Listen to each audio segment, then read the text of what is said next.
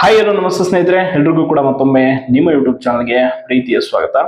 KPSCಯ land surveyor exam date ಇದ್ರ ಬಗ್ಗೆ ತುಂಬಾ ಜನ ಕಮೆಂಟ್ ಮಾಡಿ ಕೇಳ್ತಾ ಇದ್ದೀರಾ. ಬಟ್ ನಿಮ್ಗೆ ಗೊತ್ತಿರಬಹುದು ಅನ್ಕೊಳ್ತೀನಿ, KPSCಯ ಲ್ಯಾಂಡ್ ಸರ್ವೇರ್ ಪರೀಕ್ಷೆಯ ಒಂದು ಕುರಿತಾಗಿ ಅಂಡ್ ಈ ಒಂದು ನೋಟಿಫಿಕೇಶನ್ ಕುರಿತಾಗಿ ರೀಸೆಂಟ್ ಆಗಿ KPSC ಇಂದ ಒಂದು ಪ್ರೆಸ್ ನೋಟ್ ರಿಲೀಸ್ ಆಗಿತ್ತು. ಸೊ ಆ ಪ್ರೆಸ್ ನೋಟ್ ಅಲ್ಲಿ ಕೆಲವೊಂದಿಷ್ಟು ಅಂಶಗಳನ್ನ KPSC ಸೂಚಿಸಿತ್ತು. ಅದೇನು ಅಂಶಗಳು ಅಂತ ಕೂಡ ನಿಮ್ಗೆ ಗೊತ್ತಿದೆ, ಬಟ್ ಗೊತ್ತಿಲ್ಲ ಅಂದ್ರೆ ಇನ್ನೊಂದ್ಸಲ ಹೇಳ್ತೀನಿ. ಅಂಡ್ ಅದರ ಜೊತೆ ಈ ಒಂದು KPSCಯ ಕಾರ್ಯವೈಖರಿ ಹೆಂಗಿದೆ ಅಂತಂದ್ರೆ, ಇಲ್ಲಿ ಯಾರೇ ಕಾರ್ಯದರ್ಶಿಗಳು ಬಂದ್ರು, ಯಾರೇ ಏನೇ ಬಂದ್ರು, ಒಟ್ಟು ಬದಲಾವಣೆ ಅನ್ನುವಂಥದ್ದು ಏನು ಕೂಡ ಸ್ವಲ್ಪ ಕೂಡ ಕಂಡು ಬರ್ತಾ ಇಲ್ಲ. ಎಸ್ಪೆಷಲಿ ಪರೀಕ್ಷೆ ನಡೆಸುವಂತ ದಿನಾಂಕಗಳಿಗೆ ಸಂಬಂಧಪಟ್ಟ ಹಾಗೆ ಒಟ್ಟು ಯಾವುದು ಸ್ಪಷ್ಟನೆ ಅನ್ನೋದು ಸರಿಯಾಗಿ ನೀಡ್ತಾ ಇಲ್ಲ. ಅಂಡ್ ಇನ್ನೊಂದ್ಸಲ ನಾನು ಒಂದು ಲೆಟರು ರೀಸೆಂಟ್ ಆಗಿ KPSC ಲ್ಯಾಂಡ್ ಸರ್ವೇರ್ ಬಗ್ಗೆ ಒಂದು ಸ್ಪಷ್ಟನೆ ಬಂದಿತ್ತು. ಯಾಕೆ ಪರೀಕ್ಷೆ ದಿನಾಂಕವನ್ನ ಇನ್ನೂ ಕೂಡ ಘೋಷಣೆ ಮಾಡಿಲ್ಲ ಅನ್ನೋದ್ರ ಬಗ್ಗೆ ಒಂದು ಕ್ಲಾರಿಟಿ ಕೊಟ್ಟಿದ್ರು. ಆ ಕ್ಲಾರಿಟಿ ಲೆಟರ್ ಅಲ್ಲಿ ಏನಿತ್ತು ಅನ್ನೋದನ್ನ ಹೇಳ್ತೀನಿ. 29/3/2025 ಸರ್ಕಾರದ ಸುತ್ತೋಲೆಯ ಕುರಿತಂತೆ, ಅಂದ್ರೆ ಗೌರ್ಮೆಂಟ್ ಒಂದು ಸರ್ಕ್ಯುಲರ್ ಬಂದಿತ್ತು. ಸೊ ಅದರ ಅಕಾರ್ಡಿಂಗ್ ಟು ಅಂತಂದ್ರೆ ದಿನಾಂಕ 8/4/2025 ಒಂದು ಸಭೆ ಮಾಡ್ತಾರೆ. KPSC ಒಂದು ಮೀಟಿಂಗ್ ಆಗುತ್ತೆ 8/4. ಸೊ ಆ ಸಭೆಯಲ್ಲಿ ಒಂದು ನಿರ್ಧಾರ ಕೈಗೊಳ್ತಾರೆ ಈ ಲ್ಯಾಂಡ್ ಸರ್ವೇರ್ ರಿಲೇಟೆಡ್. ಏನ್ ನಿರ್ಧಾರ ಅಂತಂದ್ರೆ, 25/11/2024 ನಂತರ ಹೊರಡಿಸಿರುವ ಅಧಿಸೂಚನೆಗಳನ್ನ, ಅಂದ್ರೆ 25/11/2024 ನಂತರ ಯಾವ್ದೆಲ್ಲ ನೋಟಿಫಿಕೇಶನ್ ಆಗಿದೆ ಅದನ್ನ ಹೋಲ್ಡ್ ಮಾಡಿ ಅಂತ ಗೌರ್ಮೆಂಟ್ ಸೂಚನೆ ಕೊಡುತ್ತೆ. ಕಾರಣ ಒಳ ಮೀಸಲಾತಿ ವಿಚಾರವಾಗಿ, ಅದು ನಿಮ್ಗೆ ಗೊತ್ತಿರಬಹುದು.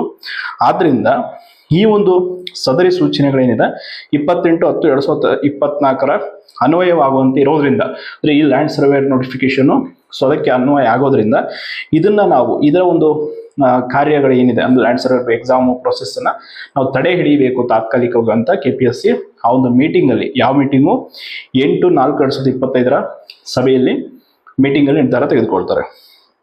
ಸೊ ಇಲ್ಲಿ ಮುಖ್ಯವಾಗಿ ನೋಡ್ಬೇಕಾಗಿರುವಂತದ್ದು ಏನು ಅಂತಂದ್ರೆ, ಈ ಒಂದು ನಿರ್ಧಾರ ತೆಗೆದುಕೊಂಡು ಆದ್ಮೇಲೆ KPSC ಸ್ವತಃ ಸರ್ಕಾರಕ್ಕೆ ಒಂದು ಪತ್ರವನ್ನು ಬರೀತಾರೆ. ಏನಂತ ಅಂತಂದ್ರೆ, ಈ ಒಂದು ಲ್ಯಾಂಡ್ ಸರ್ವೇರ್ ರಿಲೇಟೆಡ್ ಆಗಿ ಈ ರೀತಿ ನಿಮ್ಮ ಸುತ್ತೋಲೆ ಇದೆ. ಸೊ ಆ ಸುತ್ತೋಲೆ ಅನ್ವಯ ನಾವು ಇದರ ಒಂದು ಕಾರ್ಯಗಳನ್ನ ತಡೆ ಹಿಡಿದಿದ್ದೀವಿ. ನೆಕ್ಸ್ಟ್ ಏನ್ ಮಾಡೋಣ ಪ್ರೊಸೆಸ್ ಅಂತ ಒಂದು 5ನೇ ತಿಂಗಳು 7ನೇ ತಾರೀಕು 2025 ಒಂದು ಪತ್ರ ಬರೆದಿದ್ದಾರೆ. ಬರೋಬ್ಬರಿ 2 ತಿಂಗಳಾಯ್ತು ಪತ್ರ ಬರೆದು. ಇನ್ನೂ ಕೂಡ ಸರ್ಕಾರದಿಂದ ಯಾವುದೇ ಅಧಿಕೃತವಾದಂತ ಸ್ಪಷ್ಟನೆ ಅನ್ನೋದು KPSCಗೆ ಬಂದಿಲ್ಲ. ಸೊ ಈ ಗೊಂದಲ ಯಾಕೆ ಉಂಟಾಯಿತು ಹಾಗಂದ್ರೆ, ಇದು ಲ್ಯಾಂಡ್ ಸರ್ವೇರ್ ನನ್ನ ಪ್ರಕಾರ ನಾನು ನೋಡ್ಕೊಂಡು ಬಂದಿರೋ ಹಾಗೆ ಯಾವತ್ತೋ ಎಕ್ಸಾಮ್ ಮುಗಿದು ಹೋಗ್ಬೇಕಾಗಿತ್ತು. ಬಟ್ ಯಾಕೆ ಮುಗಿಲಿಲ್ಲ ಅಂತಂದ್ರೆ, ಇದಕ್ಕೆ ಹೆಚ್ಚುವರಿ ಹುದ್ದೆಗಳನ್ನು ಸೇರಿಸಲಾಗುತ್ತೆ. ಹೆಚ್ಚುವರಿ ಹುದ್ದೆಗಳ ಒಂದು ತಿದ್ದುಪಡಿ ಸೂಚನೆ 22/11/2024 ಉಳಿಕೆ 301ಕ್ಕೆ 296, ಹೆಚ್ಚಿಗೆ ಇದಕ್ಕೆ 90 ಹುದ್ದೆಗಳನ್ನ ಸೇರ್ಪಡೆ ಮಾಡಿ ಮತ್ತೆ ಇನ್ನೊಂದ್ಸಲ ಅಪ್ಲಿಕೇಶನ್ ಹಾಕೋದಕ್ಕೆ ಅವಕಾಶ ಕೊಡ್ತಾರೆ. ಸೊ ಇಲ್ಲಿ ನಿಮ್ಗೆ ಕ್ಲಿಯರ್ ಆಗಿ ಗೊತ್ತಾಗುತ್ತೆ, 22/11 ಇದು ಅಗೇನ್ ರೀ ಅಪ್ಲಿಕೇಶನ್ ಆಗಿರೋದ್ರಿಂದ ಇದು ಸರ್ಕಾರದ ಇನ್ನೊಂದು ಸುತ್ತೋಲೆ ಹೊರಡಿಸ್ತಾರೆ, ಯಾವ ನೋಟಿಫಿಕೇಶನ್ಗಳನ್ನ ತಡೆಯಿರಿ ಅಂತ 25/11 ಅದರ ಒಳಗಡೆನೆ ಈ ನೋಟಿಫಿಕೇಶನ್ ಮತ್ತೆ ಇನ್ನೊಂದ್ಸಲ ಆಗಿರೋದ್ರಿಂದ ಇದು ಕೂಡ ಅದಕ್ಕೆ ಸಂಬಂಧಪಟ್ಟಿರೋ ಹಾಗಿದೆ ಅಂತೇಳಿ KPSC ಈ ನಿರ್ಧಾರಕ್ಕೆ ಬಂದಿದೆ. ಬಟ್ ಫಸ್ಟ್ ನೋಟಿಫಿಕೇಶನ್ ಪ್ರಕಾರ ಏನಾದ್ರು ಇವ್ರು ಎಕ್ಸಾಮ್ ಮಾಡಕ್ ಹೊರಟಿದ್ರು, ಏನಂದ್ರೆ ಯಾವ ತೊಂದರೆ ಇರ್ತಿರ್ಲಿಲ್ಲ, ಇಷ್ಟೊತ್ತಿಗೆ ಎಕ್ಸಾಮ್ ಕೂಡ ಆಗ್ತಾ ಇತ್ತು. ಬಟ್ ಇದು ಸೆಕೆಂಡ್ ಇನ್ನೊಂದ್ಸಲ ಅಪ್ಲಿಕೇಶನ್ ಹಾಕೋದಕ್ಕೆ ಅವಕಾಶ ಕೊಟ್ಟರು, ಹೆಚ್ಚುವರಿ ಹುದ್ದೆಗಳನ್ನ ಸೇರ್ಪಡೆ ಮಾಡಿ. ಸೊ ಅದು ನಿಜವಾಗ್ಲೂ ಇಲ್ಲಿ ಸಮಸ್ಯೆ ಆಗಿದ್ದಂಥದ್ದು. ಬಟ್ ಇದನ್ನ ಯಾವ ರೀತಿಯಾಗಿ ಬಗೆಹರಿಸಬೇಕು ಅನ್ನೋದು ಈಗ KPSC ಗೊತ್ತಿಲ್ಲ. ಸೊ ಅದಕ್ಕೆ ಅವರು ಸರ್ಕಾರ ಕ್ಲಾರಿಟಿ ಕೇಳಿದ್ದಾರೆ. ಸರ್ಕಾರ ಮೊದಲೇ KPSCಗಿಂತ ದೊಡ್ಡ ಬೇಜವಾಬ್ದಾರಿತನದ್ದು. ಅವರಾದ್ರೆ ಇದಕ್ಕೊಂದು ಸ್ಪಷ್ಟನೆ ಕೊಡ್ಬೇಕಲ್ವಾ, ಈ ರೀತಿ ಇದೆ, ಸೊ ನಾವು ಎಕ್ಸಾಮ್ ಮಾಡಬೇಡಿ, ಇಲ್ಲ ಯಾವಾಗ ಮಾಡಿ ಅಂತ ಏನೂ ಇಲ್ಲ. ನನಗೆ ಇರುವಂತ ಒಂದು ಮೂಲಗಳ ಮಾಹಿತಿ ಪ್ರಕಾರ ಈ ಒಳ ಮೀಸಲಾತಿ ಎಲ್ಲ ಪ್ರಕ್ರಿಯೆ ಆದ್ಮೇಲೆ ಏನ್ ಎಕ್ಸಾಮ್ಸ್ ಆಗುತ್ತೆ, ಸೊ ಆವಾಗಲೇ ಈ ಲ್ಯಾಂಡ್ ಸರ್ವೇರ್ದು ಮಾಡ್ತಾರೆ ಅನ್ನೋ ಒಂದು ಮಾಹಿತಿ ಇದೆ. ಯಾಕೆ ಅಂತಂದ್ರೆ ಇದಕ್ಕೆ ತುಂಬಾ ಡಿಲೇ ಆಗ್ತಾ ಇದೆ ಪ್ರೊಸೆಸ್. ಆದ ಕಾರಣ ಅವರು ಹೇಳ್ತಾ ಇರುವಂತದ್ದು.